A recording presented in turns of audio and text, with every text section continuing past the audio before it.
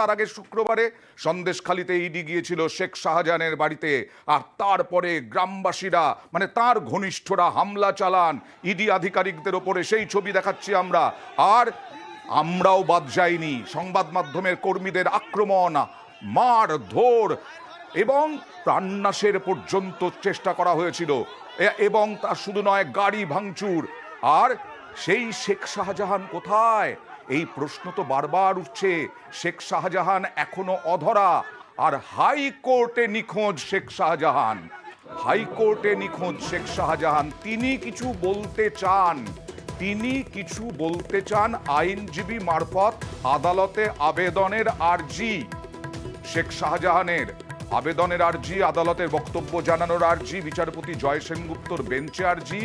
আর বিচারপতি বললেন, কেন শাহজাহান আত্মসমর্পণ করছেন না? প্রশ্ন বিচারপতি জয় সেনগুপ্তর।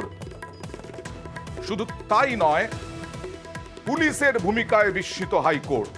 শাহজাহানের বাড়িতে না ঢুকে এফআইআরে বিস্মিত। বাড়িতে থেকেই শাহজাহানের উস্কানির অভিযোগ, কেন বাড়ি না ঢুকেই এফআইআর পুলিশের? প্রশ্ন বিচারপতির। ৩০৭ ধারায় মামলা হওয়া উচিত ছিল, মানে খুনের চেষ্টার। নেজার থানার ভূমিকায় প্রশ্ন বিচারপতি জয় সেনগুপ্তর।